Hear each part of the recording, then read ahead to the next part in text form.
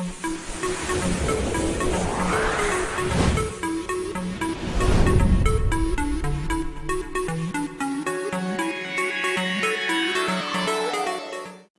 आज है 1 मार्च 2021। 1 मार्च 2021 से रिलेटेड जितने भी इंपॉर्टेंट करंट अफेयर बनते हैं आज हम इस वीडियो में कवर करने वाले हैं। फ्रेंड्स, चैनल पर अगर पहली बार विजिट कर रहे हैं तो चैनल को सब्सक्राइब अवश्य करें, साथ ही बेल आइकन को भी प्रेस करें जिससे कि आने वाली वीडियो की नोटिफिकेशन आपको मिलती रहे। चलिए स्टार्ट करते हैं आज के पहले क्वेश्चन से। आज का पहला क्वेश्चन है, हाल ही में किसने सरस आजीविका मेला 2021 का उद्घाटन किया है? आपके ऑप्शन दिए हुए हैं नरेंद्र सिंह तोमर, नरेंद्र मोदी, राजनाथ सिंह या फिर अमित शाह। सो फ्रेंड्स, यहाँ पे करेक्ट आंसर की बात करें तो करेक्ट आंसर हो जाएगा option number A, Narendra Singh Tomar. केंद्रीय कृषि एवं किसान कल्याण, ग्रामीण विकास, पंचायती राज और खाद्य प्रसंस्करण मंत्री श्री नरेंद्र सिंह तोमर ने हाल ही में सरस आजीविका मेला 2021 का उद्घाटन किया है। यह सरस आजीविका मेला 2021 नोएडा हॉट में 26 फरवरी से शुरू हुआ मेला 14 मार्च तक चलेगा। चलिए नेक्स्ट क्वेश्चन की तरफ बढ़ते हैं फ्रेंड्स। 28 फरवरी को पूरे भारत में कौन सा दिवस मनाया जाता है? आपके ऑप्शन दिए हुए हैं राष्ट्रीय महिला सुरक्षा दिवस, राष्ट्रीय हिंदी दिवस, राष्ट्रीय विज्ञान दिवस या फिर राष्ट्रीय अंग्रेजी दिवस। सो फ्रेंड्स, यहाँ पर करेक्ट आंसर हो जाएगा ऑप्शन नंबर सी, राष्ट्रीय विज्ञान दिवस। 28 फरवरी को पूरे भारत में नेशनल साइंस डे, राष्ट्रीय विज्ञान दिवस मनाया गया। यह दिवस रमन प्रभाव की खोज के कारण मनाया जाता है। इस खोज की घोषणा भारतीय वैज्ञानिक sir Chandrasekhar Venkata Raman, sir CV Raman ने 28 फरवरी सन 1928 को की थी। नेक्स्ट क्वेश्चन, भारत के किस राज्य को प्रधानमंत्री किसान सम्मान निधि योजना को बेहतर ढंग से लागू करने के लिए राष्ट्रीय स्तर पर पहला स्थान मिला है? आपके ऑप्शन दिए हुए हैं केरल, पंजाब, गुजरात या फिर उत्तर प्रदेश। सो फ्रेंड्स, यहाँ पे करेक्ट आंसर की बात करें तो ऑप्शन नंबर डी जो है सही उत्तर हो जाएगा, उत्तर प्रदेश। उत्तर प्रदेश राज्य को हाल ही में प्रधानमंत्री किसान सम्मान निधि योजना को बेहतर ढंग से लागू करने के लिए राष्ट्रीय स्तर पर पहला स्थान मिला है। वर्तमान समय में उत्तर प्रदेश के 2,42,42,00,000 किसानों को योजना के अंतर्गत कम से कम एक किस्त प्राप्त हो चुकी है। पढ़ते हैं अगले प्रश्न की तरफ फ्रेंड्स। भारतीय पुरुष स्कीट टीम ने मिस्र के काहिरा में शॉट गन वर्ल्ड कप में कौन सा मेडल जीता है? आपके ऑप्शन दिए हुए हैं gold medal, silver medal, bronze medal या फिर गोल्ड और सिल्वर मेडल। सो फ्रेंड्स, यहाँ पे करेक्ट आंसर की बात करें तो ऑप्शन नंबर सी जो है सही हो जाएगा, ब्रॉन्ज मेडल। भारतीय पुरुष स्कीट टीम ने हाल ही में मिस्र के काहिरा में शॉटगन वर्ल्ड कप में ब्रॉन्ज मेडल जीता है। लॉकडाउन के बाद यह पहला इंटरनेशनल टूर्नामेंट है। भारतीय टीम में अंगद वीर सिंह बाजवा, महराज अहमद खान और गुरजोत खंगूरा शामिल हैं। चलिए बढ़ते हैं अगले प्रश्न की तरफ। इनमें से किस राज्य सरकार ने संविदा अधिकारियों व कर्मचारियों की सेवानिवृत्ति की आयु सीमा में 3 साल की कटौती की है? आपके ऑप्शन दिए हुए हैं गुजरात सरकार, महाराष्ट्र सरकार, पंजाब सरकार या फिर मध्य प्रदेश सरकार ने। सो फ्रेंड्स, यहाँ पे करेक्ट आंसर की बात करें तो ऑप्शन नंबर डी जो है सही हो जाएगा, मध्य प्रदेश सरकार। मध्य प्रदेश सरकार ने हाल ही में संविदा अधिकारियों व कर्मचारियों की सेवानिवृत्ति की आयु सीमा में 3 साल की कटौती की है।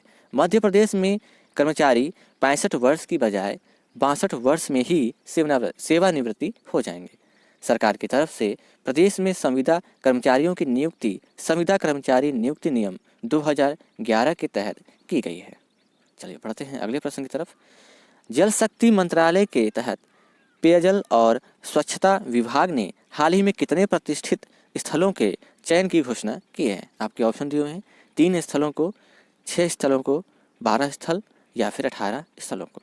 तो सो फ्रेंड्स, यहाँ पे करेक्ट आंसर की बात करें तो ऑप्शन नंबर सी जो है सही हो जाएगा, 12 स्थलों को। जल शक्ति मंत्रालय के तहत पेयजल और स्वच्छता विभाग ने हाल ही में स्वच्छ प्रतिष्ठित स्थल पहल के चरण 4 के तहत स्वच्छ पर्यटन स्थलों के तौर पर 12 प्रतिष्ठित स्थलों के चयन की घोषणा की है। इसका उद्देश्य सभी प्रतिष्ठित स्थलों पर और इन स्थलों के आसपास सफाई और स्वच्छता मानकों में सुधार करने, घरेलू और विदेशी आगंतुकों को अच्छे अनुभव प्रदान करना है। चलिए बढ़ते हैं अगले प्रश्न की तरफ। निम्न में से किस राज्य सरकार ने हाल ही में सरकारी कर्मचारियों की रिटायरमेंट उम्र बढ़ाकर 59 से 60 साल कर दी है? आपके ऑप्शन दिए हुए हैं, गुजरात सरकार, महाराष्ट्र सरकार, केरल सरकार या फिर तमिलनाडु सरकार ने। तो फ्रेंड्स यहाँ पे करेक्ट आंसर की बात करें तो option number D is right, Tamil Nadu सरकार। तमिलनाडु सरकार ने हाल ही में सरकारी कर्मचारियों का रिटायरमेंट उम्र बढ़ाकर 59 साल से 60 साल कर दी है। यह फैसला तत्काल प्रभाव से लागू हो गया है। इसका लाभ सरकारी कर्मचारियों, अनुदान प्राप्त शिक्षा संस्थानों, सरकारी उपक्रमों व नगरीय व पंचायत निकायों को होगा। चलिए बढ़ते हैं अगले प्रश्न की तरफ। हाल ही में किसे एनुअल इंटरनेशनल एनर्जी कॉन्फ्रेंस में ग्लोबल एनर्जी और इन्वायरमेंटल की लीडरशिप अवार्ड से सम्मानित करने की घोषणा की है? आपके ऑप्शन दिए हुए हैं, राजनाथ सिंह, नरेंद्र मोदी, जो बाइडेन या फिर बोरिस जॉनसन। सो फ्रेंड्स यहाँ पे करेक्ट आंसर हो जाएगा option number B, Narendra Modi. Bharat के प्रधानमंत्री नरेंद्र मोदी जी ने हाल ही में एनुअल इंटरनेशनल एनर्जी कॉन्फ्रेंस में ग्लोबल एनर्जी और एनवायरमेंटल लीडरशिप अवार्ड से सम्मानित करने की घोषणा की है।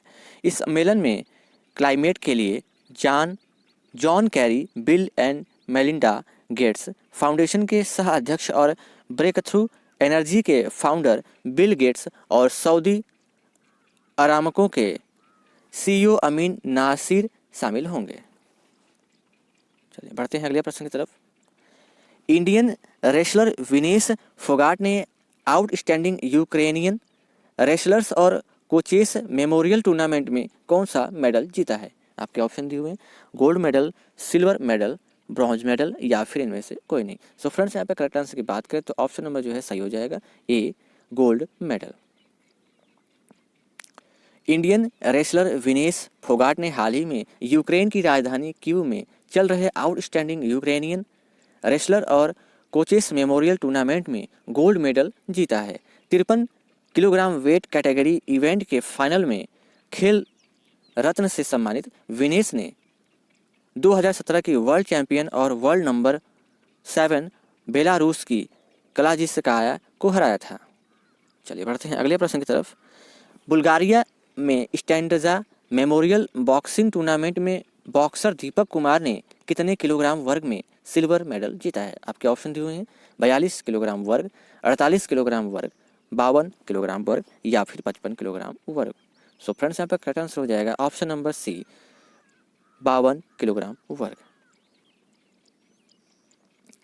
बुल्गारिया में स्टैंडजा मेमोरियल बॉक्सिंग टूर्नामेंट में बॉक्सर दीपक कुमार ने फाइनल में डेनियल एसेनोवो ने 3-2 से हराकर 52 किलोग्राम वर्ग में सिल्वर मेडल जीता है। साथ ही इसी टूर्नामेंट में नवीन बोरा ने 69 किलोग्राम में वर्ग में ब्रॉन्ज मेडल जीता है। पढ़ते हैं अगले प्रश्न की तरफ। केंद्रीय स्वास्थ्य मंत्री डॉक्टर हर्षवर्धन ने किस राज्य में मोन मेडिकल कॉलेज की आधारशिला रखी है? आपके ऑप्शन दिए हुए हैं, सिक्किम, गुजरात, महाराष्ट्र या फिर नागालैंड। सो फ्रेंड्स यहाँ पे करेक्ट आंसर हो जाएगा ऑप्शन नंबर डी, नागालैंड। केंद्रीय स्वास्थ्य मंत्री डॉक्टर हर्षवर्धन ने हाल ही में नागालैंड राज्य में मुख्यमंत्री श्री निफ्यू रियो की उपस्थिति में मोन मेडिकल कॉलेज की आधारशिला रखी है। साथ ही उन्होंने कहा कि प्रधानमंत्री श्री नरेंद्र मोदी के दूरदर्शी नेतृत्व में शीर्ष राजनीतिक नेतृत्व द्वारा योजनाबद्ध तरीके से पूर्वोत्तर के समग्र विकास की योजना बनाई गई है। चलिए बढ़ते हैं अगले प्रश्न की तरफ। हाल ही में किसने वीडियो कॉन्फ्रेंसिंग के जरिए Tanakpur Delhi JN special train को हरी झंडी दिखाकर रवाना किया है? आपके ऑप्शन दिए हुए हैं, पीयूष गोयल, रमेश पोखरियाल, नितिन गडकरी या फिर राजनाथ सिंह। सो फ्रेंड्स यहाँ पर करेक्ट आंसर की बात करें तो ऑप्शन नंबर ए जो कि पीयूष गोयल सही है। इससे रिलेटेड कुछ पॉइंट देख लेते हैं। हाल ही में केंद्रीय रेल, वाणिज्य तथा उद्योग, उपभोक्ता कार्य तथा खाद्य एवं सार्वजनिक वितरण मंत्री पीयूष गोयल ने वीडियो कॉन्फ्रेंसिंग के जरिए Tanakpur Delhi JN special train को हरी झंडी दिखाकर रवाना किया है। उन्होंने कहा कि नए आधुनिक सुरक्षित LHB कोच वाली पूर्णागिरि जनशताब्दी ट्रेन शुरू होने से क्षेत्र में पर्यटन और कनेक्टिविटी को बढ़ावा मिलेगा। चलिए बढ़ते हैं अगले प्रश्न की तरफ। भारत सरकार के किस मंत्रालय ने पश्चिम बंगाल में राष्ट्रीय संस्कृति महोत्सव 2021 का तीसरा और अंतिम संस्करण आयोजित किया जाएगा? आपके ऑप्शन दिए हुए हैं शिक्षा मंत्रालय, विज्ञान मंत्रालय, संस्कृति मंत्रालय या फिर वित्त मंत्रालय। सो फ्रेंड्स यहाँ पे करेक्ट आंसर हो जाएगा ऑप्शन नंबर सी, संस्कृति मंत्रालय। भारत सरकार के संस्कृति मंत्रालय ने हाल ही में पश्चिम बंगाल के मुर्शिदाबाद में राष्ट्रीय संस्कृति महोत्सव 2021 का तीसरा और अंतिम संस्करण आयोजित किया है। इस महोत्सव की शुरुआत स्थानीय कलाकारों द्वारा रंगारंग प्रदर्शनों के साथ हुई, जिसमें बाउल गान, अलकुप गान, लेटो गान, झुमुरिया और रंपा लोक नृत्य शामिल थे। चलिए बढ़ते हैं अगले प्रश्न की तरफ। भारत के निर्वाचन आयोग ने हाल ही में भारत के कितने राज्यों और एक केंद्र शासित के लिए विधानसभा चुनाव कार्यक्रम की घोषणा की है? आपके ऑप्शन दिए हुए हैं 2 राज्यों को, 3 राज्यों को, 4 राज्यों या फिर 5 राज्यों। सो फ्रेंड्स यहाँ पे करेक्ट आंसर की बात करें तो ऑप्शन नंबर सी जो है सही हो जाएगा, 4 राज्यों की घोषणा की गई है। भारत के निर्वाचन आयोग ने हाल ही में भारत के 4 राज्यों असम, केरल, तमिलनाडु, पश्चिम बंगाल और एक केंद्र शासित पुडुचेरी के लिए विधानसभा चुनाव कार्यक्रम की घोषणा की है। इन विधानसभा चुनाव परिणाम 2 मई को घोषित किए जाएंगे। साथ ही सीईई ने आगे राष्ट्रीय मतदाता दिवस 2021 के विषय हमारे मतदाताओं को सुरक्षित, सूचित और सतर्क बनाना की भी घोषणा की है। चलिए बढ़ते हैं अगले प्रश्न की तरफ। भारत के ध्रुवीय उपग्रह प्रक्षेपण यान PSLV-C51 के जरिए हाल ही में कितने उपग्रह अंतरिक्ष भेजे गए हैं? आपके ऑप्शन दिए हुए हैं 7 उपग्रह, 11 उपग्रह, 19 उपग्रह या फिर 25 उपग्रह। सो फ्रेंड्स यहाँ पे करेक्ट आंसर हो जाएगा ऑप्शन नंबर सी, 19 उपग्रह को भेजे गए हैं।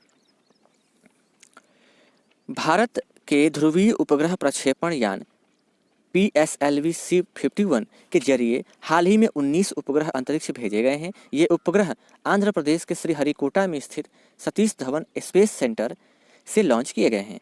इन सैटेलाइट्स में चेन्नई की स्पेस किड्स इंडिया SKI का सतीश धवन ST भी शामिल है। आज के लिए फ्रेंड्स इतना ही, फिर मिलेंगे अगली वीडियो में। तब तक ले जय हिंद, वंदे मातरम।